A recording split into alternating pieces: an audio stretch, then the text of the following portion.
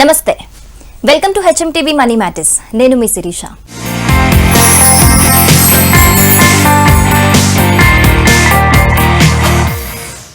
Stock మార్కెట్లో ఎన్ని skills ఉన్నా, ఎంత సామర్థ్యం ఉన్నా, చివరికి ఎంత రిటర్న్ సంపాదించామన్నదే ముఖ్యం. క్యాపిటల్ ని కోల్పోకుండా ప్రతి నెల ఒక ప్యాసివ్ ఇన్కమ్ ని సంపాదించుకునే అవకాశం ఉంటే అదే అత్యుత్తమైన ట్రేడింగ్ సెటప్ అవుతుంది. అలాంటి అత్యుత్తమమైన ట్రేడింగ్ సెటప్ ని సెట్ చేసుకునేందుకు మార్గం చూపుతున్నాయి ఈటీఎఫ్లు. బిగినర్స్ అలాగే స్మాల్ ఇన్వెస్టర్లు కూడా ఈ ఈటీఎఫ్ల నుంచి రెగ్యులర్ ఇన్కమ్ జనరేట్ చేసుకోవచ్చని చెబుతున్నారు స్టాక్ మార్కెట్ నిపుణులు. మరి ఈ నేపథ్యంలో ఈటీఎఫ్ గురించిన పూర్తి సమాచారాన్ని మనకు ఎక్స్ప్లెయిన్ చేయడానికి మనతో పాటు ఉన్నారు ప్రముఖ స్టాక్ మార్కెట్ అనలిస్ట్ సుందర రామిరెడ్డి గారు. వారితో మాట్లాడి మరిన్ని విషయాలను తెలుసుకుందాం. నమస్తే సార్. నమస్తే సార్, ఈరోజు మొత్తం ఎపిసోడ్ ఈటీఎఫ్ల గురించి పూర్తి ఇన్ఫర్మేషన్ మీ దగ్గర నుంచి కావాలనుకుంటున్నాము. అసలు ఈ ఈటీఎఫ్లు అంటే ఏంటి సార్, ఇవి ఎలా పనిచేస్తాయి అంటారు? Right, basket of the securities అండి. మన ఇండెక్స్ని యాజ్ ఇట్ ఈస్గా ట్రాక్ చేసుకుంటూ అందులో ఉన్న ప్రపోర్షనల్గా ఇన్వెస్ట్ చేసుకుంటూ పోతుంటారు అనమాట. So ETFs nothing but basket of the securities, that is the replicate of the index అనమాట. సో మనం షార్ట్కట్లో mutual funds plus stocks combined is equal to ETF అనుకోవచ్చు. అంటే స్టాక్ లాగా లైవ్ మార్కెట్లో కొనుక్కోవచ్చు, అండ్ మ్యూచువల్ ఫండ్స్ లాగా డైవర్సిఫైడ్ ప్రొడక్ట్ అనమాట ఇది. సో వాటిని మనం ఈటీఎఫ్స్ అంటే ఎక్స్చేంజ్ ట్రేడెడ్ ఫండ్స్. సో ఇందులో ఉన్న బ్యూటీ ఏంటంటే మనం ఫ్రాక్షనల్ ఇన్వెస్ట్మెంట్స్ అంటారు. అంటే తక్కువ అమౌంట్ తోటి మనం ఇన్వెస్ట్మెంట్ బిగిన్ చేసుకోవచ్చు. సపోజ్ పిఎస్ బ్యాంక్ బేస్ ఉందనుకోండి, 32 రూపీస్కి మనం బై చేసుకోవచ్చు. అలాగే నిఫ్టీలో ఈటీఎఫ్లో మనం ఇన్వెస్ట్ చేయాలనుకోండి 190 రూపీస్తో బిగిన్ చేసుకోవచ్చు. అందుకని స్టాక్స్లో లాగా హెవీ ఇన్వెస్ట్మెంట్ అవసరం లేదు, తక్కువ అమౌంట్తో కూడా బిగిన్ చేసుకోవచ్చు. అండ్ డైవర్సిఫైడ్ ప్రొడక్ట్ కాబట్టి రిస్క్ ఉండదు. కాబట్టి ఈవెన్ బిగినర్స్ కూడా డైరెక్ట్గా స్టాక్ మార్కెట్లో వయా విత్ ఈటీఎఫ్స్ ద్వారా మనం ఎంటర్ అవ్వచ్చు. ఓకే సార్, ఈటీఎఫ్లలో రెగ్యులర్ ఇన్కమ్ జనరేట్ చేయొచ్చు అని అంటారు, మరి లాంగ్ టర్మ్ ఇన్కమ్ కూడా జనరేట్ చేయొచ్చు అంటారు? యా, బేసికల్గా ఈటీఎఫ్స్ అనేది లాంగ్ టర్మ్ ఇన్వెస్ట్మెంట్ వెహికల్స్ అండి. అది లైక్ మ్యూచువల్ ఫండ్స్ లాగా లాంగ్ టర్మ్ పాయింట్ ఆఫ్ లో వెల్త్ జనరేట్ చేస్తూ ఉంటుంది. మార్కెట్స్ ఎప్పుడు వాలటిలిటీ ఉంటుంది. అది వాలటిలిటీ అనేది కోర్ కాన్సెప్ట్ ఉంటుంది అనమాట స్టాక్ మార్కెట్లో. మనం దాన్ని అవాయిడ్ చేయలేము, ఎందుకంటే ఇంటర్నేషనల్గా, నేషనల్గా, పొలిటికల్గా, జియోగ్రఫైజ్గా and sector, stock specific news ఎప్పుడు కూడా ఎఫెక్ట్ చేస్తూ ఉంటాయి స్టాక్ ప్రైస్ని. స్టాక్స్ మూవ్ అయినప్పుడల్లా ఆటోమేటిక్గా ఈటీఎఫ్స్ కూడా వాటిని ఫాలో అవుతూ ఉంటాయి. After all ETFs is nothing but combination of the couple of the stocks, అంతే కదా. సో అందుకని టెంపరీగా మార్కెట్లో ఉన్న ఈ అప్ అండ్ డౌన్ మీరు ఎన్కాష్ చేసుకోవాలనుకుంటే via with trading in ETFs ద్వారా మనం ఎన్కాష్ చేసుకోవచ్చు. అందుకని రెగ్యులర్ ఇన్కమ్ జనరేట్ చేసుకోవచ్చు అంటే ఎస్ జనరేట్ చేసుకోవచ్చు, బట్ దాన్ని మనం ట్రేడింగ్ అనాలి. ఎందుకంటే 1 year కన్నా ఎక్కువ ఉంచుకుంటేనే మనం ఇన్వెస్ట్మెంట్ అనే పదం వాడతాం. 1 year లోపు ఏదన్నా ట్రాన్సాక్షన్ క్లోజ్ చేసుకున్నాం అనుకోండి, దాన్ని మనం ట్రేడింగ్ అనాలన్నమాట. సో ఈటీఎఫ్స్ ట్రేడింగ్కి బాగుంటాయి, ఇన్వెస్ట్మెంట్కి బాగుంటుంది, ఈవెన్ స్పెక్యులేషన్ కూడా బాగుంటుంది. ఇంటర్డేలో కూడా మనం స్పెక్యులేషన్ చేసుకోవచ్చు. అన్ని సెగ్మెంట్స్కి యూజ్ అయ్యే ప్రొడక్ట్ అది. ఓకే సార్, ఈ ఈటీఎఫ్లలో అసలు ఫ్లెక్సిబిలిటీ ఎలా ఉంటుంది? అంటే ఈ రెగ్యులర్ స్టాక్స్కి ఈటీఎఫ్కి మధ్య డిఫరెన్స్ ఏంటంటారు? అసలు స్టాక్స్ అంటే బేసికల్గా స్టాక్ మార్కెట్లో ఏంటంటే 2 రకాల రిస్క్ ఉంటుంది. సిస్టమాటిక్ రిస్క్, అన్సిస్టమాటిక్ రిస్క్ అనమాట. అండ్ సిస్టమాటిక్ రిస్క్ అంటే మార్కెట్ ఎప్పుడు కూడా ఇంటర్నేషనల్ న్యూస్కి, లోకల్ న్యూస్కి, సెక్టర్ న్యూస్కి, కంపెనీ స్పెసిఫిక్ న్యూస్కి ఎఫెక్ట్ అవుతూ ఉంటాయి. వాటిని నువ్వు అవాయిడ్ చేయలేవు. సపోజ్ ఈరోజు ఏదైనా మార్కెట్లో గ్యాస్ రేట్లు పెరిగినా లేదా రా మెటీరియల్ కాస్ట్ పెరిగింది అనుకోండి, కంపెనీ ప్రాఫిటబిలిటీ మీద ఎఫెక్ట్ చూపిస్తాయి. కాబట్టి ఆ కంపెనీ స్టాక్స్ అన్ని డౌన్ అవుతూ ఉంటాయి.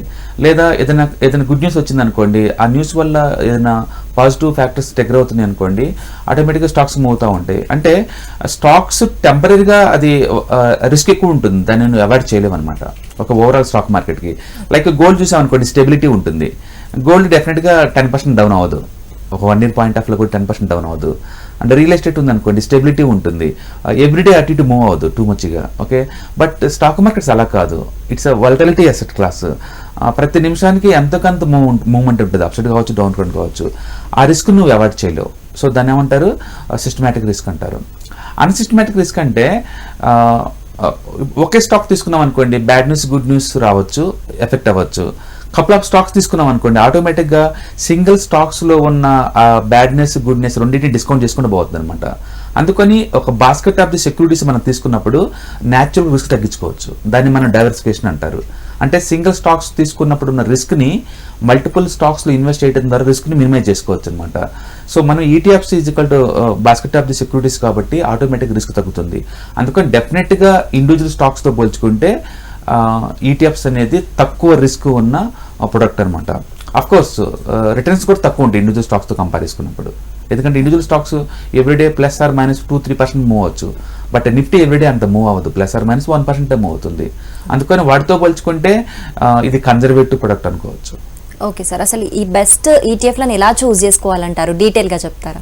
యా, డెఫినెట్గా అండి. ఈటీఎఫ్స్ మీరు ఏదైనా తీసుకోవాలనుకున్నప్పుడు ఫస్ట్ ఇంపార్టెంట్ ఏంటంటే ఎక్స్పెన్స్ రేషియో తక్కువ ఉండాలి. ఎందుకంటే ఎవరు ఆఫర్ చేసినా సరే ఇండెక్స్ని ఆఫర్ చేస్తూ ఉంటారు కాబట్టి ఇండెక్స్ ఎలా మూవ్ అవుతాయి ఎలా మూవ్ అవుతాయి.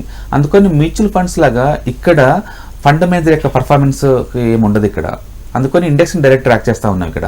అందుకని లీస్ట్ ఎక్స్పెన్స్ రేషియో ఎంత తక్కువ ఉంటే అంత బెటర్ అనమాట. అలాంటి ఈటీఎఫ్ మనం చూసుకోవచ్చు.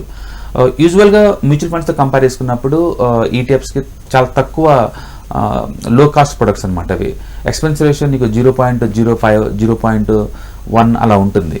ఓకే, అంటే ఆ లక్షకి ఇయర్లీ 100 రూపీస్ అంతకన్నా ఎక్కువ ఉంటుంది ఈటీఎఫ్స్లో. సో లో cost products compare to mutual funds అలాంటి కంపేర్ చేసుకుంటే. రెండోది లిక్విడిటీ ఉండి చూసుకోవాలి మీరు. ఎందుకంటే నేను బల్క్గా కొందాం అనుకున్నాను అనుకోండి, అమ్మేవాళ్ళు ఉండాలి కదా. ఇన్ కేస్ నేను బల్క్గా కొన్నాను అనుకోండి, నేను అమ్మాలనుకున్నా సరే కొనేవాళ్ళు ఉండాలి కదా. అందుకని లిక్విడిటీ అంటే వాల్యూమ్ ఎక్కువ జరుగుతున్న కౌంటర్లో ఉండాలి. అందుకని ఈటీఎఫ్ చూస్ చేసుకునేటప్పుడు almost all asset management companies రఫ్గా ఇండియాలో 50 దాకా ఉన్నవి అవన్నీ కూడా లాంచ్ చేస్తాయి ఈటీఎఫ్స్ని. అవన్నీ కూడా సపోజ్ మన నిఫ్టీ గురించి నిఫ్టీ ఈటీఎఫ్ గురించి మాట్లాడుతున్నాం అనుకోండి, అందరూ రన్ చేస్తూ ఉంటారు. ఆల్మోస్ట్ 50 మ్యూచువల్ ఫండ్ కంపెనీస్ వాళ్ళు ఇన్ ద నిఫ్టీ ఈటీఎఫ్స్ని. అన్ని ఎలిజిబుల్ మన ఇన్వెస్ట్మెంట్ లేదా ట్రేడింగ్కి ఈటీఎఫ్స్ కంటే కాదు. లిక్విడిటీ ఏది ఎక్కువ ఉంటే అలాంటిలో మనం చూస్ చేసుకోవచ్చు. అండ్ మూడోది ట్రాకింగ్ ఎర్రర్ ఎంత తక్కువ ఉంటుంది బెటర్. ట్రాకింగ్ ఎర్రర్ అంటే ఇండెక్స్ ఎలా మూవ్ అవుతుందో మన ఈటీఎఫ్ కూడా అలానే మూవ్ అవుతూ ఉండాలి, రెండు ప్యారలల్గా. టూ మచ్ డిఫరెన్స్ ఉండకూడదు ఈటీఎఫ్స్కి ఇండెక్స్ ఫండ్స్కి.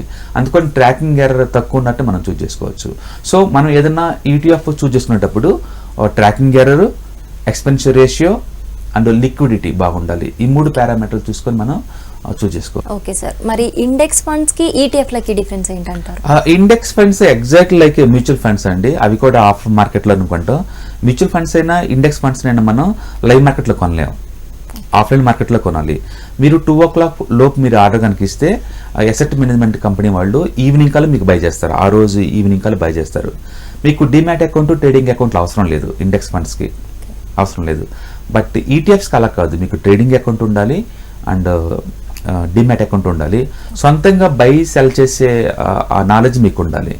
ఇండెక్స్ ఫండ్స్ అలా కాదు, ఎస్ఐపి రూట్లో మనం పర్మనెంట్గా ఆటోమేషన్ చేయొచ్చు. పర్మనెంట్గా అంటే ఒక్కసారి మీరు ఆటోమేషన్ చేస్తే ఎవ్రీ మంత్ ఆ పర్టికులర్ డేట్లో ఆటోమేటిక్గా మీ బ్యాంక్ దగ్గర నుంచి మనీ వచ్చేసి కొనేస్తూ ఉంటాయి. అందుకని ఇండెక్స్ ఫండ్స్ మేనేజ్ చేయడం చాలా ఈజీ. అది ప్యాసివ్ ఫండ్స్ అనమాట, లైక్ మ్యూచువల్ ఫండ్స్ లాగానే. And expense ratio like ETF లాగానే ఇండెక్స్ ఫండ్స్ కూడా చాలా తక్కువ ఉంటుంది. అందుకని మనం ఇండెక్స్ ఫండ్స్ని exactly ETF but mutual fund character అనుకోవచ్చు. రెండింటి మధ్య డిఫరెన్స్ ఏంటంటే ఒకటి లైవ్లో కొనవచ్చు, మనం ఈటీఎఫ్స్ని మనం లైవ్లో కొనుక్కోవచ్చు, లైవ్లో అమ్మచ్చు. సో లిక్విడిటీ డస్ మ్యాటర్ ఇక్కడ. ఇండెక్స్ ఫండ్స్ అలా కాదు, లిక్విడిటీతో మన సంబంధం లేదు, బట్ ఓన్లీ ఆఫ్లైన్లో కొంటారు.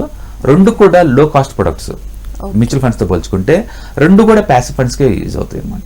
ఓకే, అంటే ఎందులో రిస్క్ ఎక్కువ ఉంటుందంటారు? రిస్క్ అనే బదులు ఈటీఎఫ్ ని కంట్రోల్లో ఉంటే లైవ్ మార్కెట్లో కొనొచ్చు, లైవ్ మార్కెట్లో అమ్మచ్చు, ఇంటర్డే ట్రేడింగ్ చేసుకోవచ్చు అంటే పొజిషనల్ ట్రేడింగ్ చేసుకోవచ్చు, లాంగ్ టర్మ్ ఇన్వెస్ట్మెంట్ చేసుకోవచ్చు. ఇండెక్స్ ఫండ్స్ నువ్వు ఇంటర్డే ట్రేడింగ్ చేయలేవు, ఎందుకంటే అది ఆఫ్లైన్లో కొనే ప్రొడక్ట్. 2 o'clock లోపు మీరు ఆర్డర్ ఇవ్వాల్సి ఉంటుంది. అంటే అసలు ఇండెక్స్ ఫండ్స్ కొనాలంటే మీకు ట్రేడింగ్ అకౌంట్ అవసరం లేదు, డిమాట్ అకౌంట్ కూడా అవసరం లేదు. Like exact like mutual funds, but ఇది ప్యాసివ్ ఫండ్.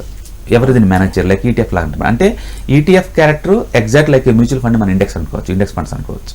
ఓకే, అలాగే సార్ మరి ఫీచర్స్ అండ్ ఆప్షన్స్ కి ఈ ఈటీఎఫ్లకి వాటికి డిఫరెన్స్ ఏంటంటే? యా, సో సపోజ్ ఈ ఎస్ఎన్పి వాళ్ళు మెయింటైన్ చేస్తారు కదా ఇండెక్స్లు మొత్తాన్ని, వాళ్ళు నిఫ్టీ డిజైన్ చేస్తారు కదా, ఆ నిఫ్టీని యాజ్ ఇట్ ఈస్గా అదే ప్రపోర్షనల్గా అలొకేట్ చేస్తే స్టాక్స్లో దాన్ని మనం ఈటీఎఫ్ అనుకోవచ్చు.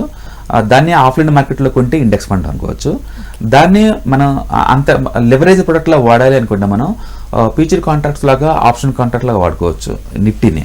ఓకే, అంటే నిఫ్టీని మనం ట్రాకింగ్ డివైజ్ లాగా ట్రాక్ చేసుకోవచ్చు, ఇండియన్ మార్కెట్ ఎలా మూవ్ అవుతుంది ఈ పాయింట్ ఆఫ్ టైంలోని. ఇన్వెస్ట్మెంట్ చేయొచ్చు యాజ్ ఈటీఎఫ్ లాగా, ఇండెక్స్ ఫండ్ లాగా. అండ్ కావాలంటే దాన్ని ఒక స్పెక్యులేషన్ కోసం లేదా హెడ్జింగ్ కోసం ఫ్యూచర్ కాంట్రాక్ట్ లాగా ఆప్షన్ కాంట్రాక్ట్ లాగా వాడుకోవచ్చు. So future contracts and option contracts ఏంటంటే హెడ్జింగ్ ప్రొడక్ట్స్ అవి. వాటిని స్పెక్యులేషన్ కోసం వాడచ్చు, హెడ్జింగ్ కోసం కూడా వాడచ్చు. బేసికల్ ఇవి లివరేజ్ ప్రొడక్ట్స్. ఓకే, రెండోది మీరు ఫీచర్స్ తీసుకుంటున్నారు అంటే మీరు 7 lakh వర్త్ గల ప్రొడక్ట్ అది యాక్చువల్గా నిఫ్టీ అయితే. యూజువల్గా ఫ్యూచర్ కాంట్రాక్ట్స్ అన్నీ కూడా మినిమం 5 lakh వర్త్ సైజ్ అయ్యి, అంటే మీ ఇన్వెస్ట్మెంట్ సైజు 5 lakh. కాకపోతే మొత్తం డబ్బు మీరు కట్టే పని లేదు. ఇనిషియల్ మార్జిన్ కింద మన ఫ్యూచర్ కాంట్రాక్ట్స్లో అయితే మనం ఒక 10 to 20% కడతాం. యూజువల్గా 20% కడుతుంటారు. Okay, but based on the వాలటిలిటీని బట్టేసి మీరు కట్టే deposit rates up and down అవుతూ ఉంటాయి. ఓకే, సపోజ్ మనం ఫ్యూచర్ కాంట్రాక్ట్స్ ఏదైనా కొంటుంటే 1.5 lakh వరకు కట్టాల్సి ఉంటుంది. నిఫ్టీకి బ్యాంక్ నిఫ్టీకి అయితే 1 lakh కట్టాల్సి ఉంటుంది. అంటే మీరు తీసుకుంటే సైజ్ పెద్దది. రెండోది ఎక్స్పైరీ ఉంటుంది ఫీచర్స్ అండ్ ఆప్షన్స్కి ఎప్పుడు కూడా. Every month last Thursday expire అవుతూ ఉంటుంది future contracts by default. Okay, and అవి లెవరేజ్ ప్రొడక్ట్. ఏ రోజు లాస్ వస్తే ఆ రోజు కట్టాలి మీరు. ఓకే, అండ్ చాలా మంది వాటిని స్పెక్యులేషన్ కోసం వాడుతూ ఉంటారు. అందుకని future contracts entirely different. Hedging కోసం, స్పెక్యులేషన్ కోసం వాడతారు ఈ ప్రొడక్ట్. ఈటీఎఫ్ అలా కాదు, లాంగ్ టర్మ్ ఇన్వెస్ట్మెంట్. అవి లాంగ్ టర్మ్. మార్కెట్ పడ్డా మనం ఉంచుకోవచ్చు, వాటిని మార్కెట్ పెరిగినా ఉంచుకోవచ్చు. నీకు ఎప్పుడు కావాలంటే అప్పుడు ఎన్కాష్ చేసుకోవచ్చు. పైగా లో కాస్ట్ ప్రొడక్ట్స్ అవి. మన దగ్గర మనం నిఫ్టీని ఈటీఎఫ్ లాగా బై చేద్దామంటే మన దగ్గర 190 రూపీస్ ఉంటే చాలు, మీరు బై చేసుకోవచ్చు. నిఫ్టీ ఫీచర్ మీరు బై చేయాలంటే మినిమం 1 lakh కావాలి. సో ప్రొడక్ట్ మన కంట్రోల్లో ఉంటుంది. ఈటీఎఫ్లో తక్కువ రేట్తో కూడా మనం ఎంటర్ అవ్వచ్చు. బట్ ఫీచర్స్ అండ్ ఆప్షన్స్ అలా కాదు, స్పెక్యులేషన్కి హెడ్జింగ్ కోసం వాడే products. So both products are different category. ఈ ఈటీఎఫ్లు బిగినర్స్కి అలాగే స్మాల్ ఇన్వెస్టర్స్కి మంచిది అంటున్నారు. వాళ్ళు చూస్ చేసుకోవడంలో ఈటీఎఫ్లను ఎలాంటి జాగ్రత్తలు తీసుకుంటే మంచిది అంటారు? బేసికల్గా స్టాక్ మార్కెట్లో ట్రేడింగ్కి వస్తే 95% probability people will lose the money. అది హిస్టారికల్ డేటా. అంటే స్టాక్ మార్కెట్లో ట్రేడింగ్ పాయింట్ ఎవరైనా మనీ మేక్ చేస్తున్నారంటే హార్డ్లీ 5% మెంబర్సే మనీ మేక్ చేస్తూ ఉంటారు. అస్సలు మనీ లాస్ అవ్వకుండా నేను ట్రేడింగ్ చేసుకోవాలి అనుకుంటే బెస్ట్ ప్రొడక్ట్స్ ఎప్పుడు కూడా ఈటీఎఫ్సే ఉంటాయి. ఎందుకంటే అది వెల్ డైవర్సిఫైడ్ ప్రొడక్ట్. అది రిస్క్ మినిమైజ్ అవుతుంది ఆటోమేటిక్గా. ఇప్పుడు స్టాక్ మార్కెట్లో ఈరోజు చూసామనుకోండి, నిఫ్టీలో 50 స్టాక్స్ ఉన్నాయి. కొన్ని స్టాక్స్ ఈ పాయింట్ ఆఫ్ టైంలో 10% మైనస్లో ఉండొచ్చు, కొన్ని స్టాక్స్ +5%లో ఉండొచ్చు. బట్ నిఫ్టీ మాత్రం ఈ పాయింట్ ఆఫ్ టైంలో 0.3%లో ఉంది. అంటే ఏంది, నిఫ్టీని ఈటీఎఫ్ లాగా కొంటే మీరు లాస్ అయ్యేదని గెయిన్ అనేది కన్జర్వేటివ్గా ఉంటుంది. ఇండివిజువల్ స్టాక్స్లో అంత వాలటిలిటీ లేదు కదా, అందుకని రిస్క్ తగ్గిద్ది మీకు ఆటోమేటిక్గా ఈటీఎఫ్ డీల్ చేసేటప్పుడు. అందుకని బిగినర్స్కైనా ఎక్స్పీరియన్స్కైనా మంచి ప్రొడక్ట్ అది. ట్రేడింగ్ చేసే వాళ్ళకైనా బెస్ట్ ప్రొడక్ట్. మేము ట్రేడ్ చేస్తాం మంత్లీ, మాకు యావరేజ్ మీద 5% వస్తుంది ఈటీఎఫ్ ట్రేడింగ్ చేయడం ద్వారా. మేము లాంగ్ టర్మ్ పాయింట్ ఆఫ్ చేస్తే మీకు 20% తక్కువ వస్తుంది. అందుకని లాంగ్ టర్మ్ ఇన్వెస్టర్ అయితేనేమో ఒక 15 to 20% కావాలి అంటే ఈటీఎఫ్స్ ఇది బెస్ట్ ప్రొడక్ట్. అండ్ అది well diversified. Okay, and trading point of చేసినా సరే కన్జర్వేటివ్ ట్రేడర్స్కి బాగా మంచి ప్రొడక్ట్. అది మంత్లీ యావరేజ్ మీద 2 to 5% అలా సంపాదించుకోవచ్చు. అందుకని ఈటీఎఫ్స్ అందరినీ సాటిస్ఫై చేస్తుంది. హెడ్జింగ్ చేసే వాళ్ళని, లాంగ్ టర్మ్ వాళ్ళని, షార్ట్ టర్మ్ వాళ్ళని, ఈవెన్ ఇంటర్డే ట్రేడింగ్ వాళ్ళని కూడా. ఓకే, అందుకని అందరికీ పనికొచ్చే ప్రొడక్ట్ ఏదైనా స్టాక్ మార్కెట్లో ఉంది అంటే డెఫినెట్గా it should be ETFs. Stock మార్కెట్లో వాలటిలిటీని నువ్వు అవాయిడ్ చేయలేవు. గుడ్ కంపెనీ కావచ్చు, బ్యాడ్ కంపెనీ కావచ్చు, 50, 60, 80% కూడా పడే కంపెనీస్ ఉంటాయి అక్కడ. ఇలాంటి రిస్క్ని మినిమైజ్ చేయాలంటే ETF is the best product. ఎందుకంటే మనం కొనడానికి బై బటన్ ఒక్క బటన్ నొక్కుతున్నా సరే మన దగ్గర బాస్కెట్ ఆఫ్ ది స్టాక్స్ వచ్చేస్తున్నాయి. రిస్క్ ఆటోమేటిక్గా మినిమైజ్ అవుద్ది. అందుకని కొత్త వాళ్ళకి ఈ రిస్క్ని ఎలా మినిమైజ్ చేయాలో అర్థం కాని వాళ్ళకి బెస్ట్ ప్రొడక్ట్, సింపుల్ ప్రొడక్ట్. ఒక్క ప్రొడక్ట్ లైఫ్ టైం మనం ప్లే చేసుకోవచ్చు. అందుకని సింపుల్ ప్రొడక్ట్ ఇది. ఒక నిఫ్టీని బై చేస్తాం అంతే, నిఫ్టీ ఈటీఎఫ్ని బై చేస్తాం అనుకోండి, నిఫ్టీ బీస్ పేరు పెట్టేసి. అది సింపుల్, ఒకటే ప్రొడక్ట్ మన దగ్గర ఉంది. బట్ అది 50 స్టాక్స్ కాబట్టి రిస్క్ మినిమైజ్ అవుతుంది. ఓకే, అండ్ లో కాస్ట్. ఓకే, చాలా మందికి ఎంత ఎక్స్పీరియన్స్ ఉన్నా అర్థం కాని విషయం అండ్ దాని మీద కమాండ్ అనే విషయం ఏంటంటే డైవర్సిఫికేషన్ ఒకటే. ప్రపంచవ్యాప్తంగా డెవలప్డ్ కంట్రీస్ మనం చూసుకుంటే పర్ క్యాపిటల్ ఇన్కమ్ కనుక $2,200 కనుక దాటితే ఎక్కువ మందికి కంట్రీస్లో ఏంటంటే కార్స్ చాలా ఎక్కువగా ఉంటారు. ఎందుకంటే డిస్పోజల్ ఇన్కమ్ పెరిగే కొద్దీ, క్వాలిటీ లైఫ్ పెరిగే కొద్దీ అంటే కార్లు కొంటున్నది మామూలు విషయం అవుద్ది. అంటే ముందు రోజుల్లో ఇండియా నెక్స్ట్ 4-5 years కూడా ఎక్కువ కార్లు రోడ్డు మీదకి వస్తాయి, ఎక్కువ మంది కార్లు కొంటారు. ఇప్పుడు ఆ పర్టికులర్ సెక్టార్ మీద నీకు పాజిటివ్ ఒపీనియన్ ఉందనుకోండి, మీరు 1-2 స్టాక్స్ తీసుకుంటే ఏమో రిస్క్ ఉండొచ్చు కదా. అదే మనం ఈ ఆటోని ఒక ఈటీఎఫ్ లాగా బై చేసాం అనుకోండి, దాన్ని ఆటో బీస్ అంటే ఇండియాలో ఇప్పుడు నిప్పనులు రన్ చేస్తారు. మనం కొన్నామనుకోండి, ఆ సెక్టార్లో ఉన్న పాజిటివ్ మూమెంట్ మనం ఎన్కాష్ చేసుకోవచ్చు కదా. అట్లా మీకు పర్టికులర్గా ఒక పాజిటివ్ సెక్టార్ని మీరు ఇన్వెస్ట్ చేయాలనుకుంటే ఈటీఎఫ్స్ ఇది బెస్ట్ ప్రొడక్ట్ అనమాట. ఓకే సార్, ఈటీఎఫ్ల గురించి మాకున్న ప్రతి ఒక్క చిన్న డౌట్ని కూడా చాలా డీటెయిల్గా ఎక్స్ప్లెయిన్ చేశారు. Thank you so much. Thank you. చూసారు కదా, ఇది ఈ వారం హెచ్ఎంటీవీ మనీ మ్యాటర్స్. నమస్తే.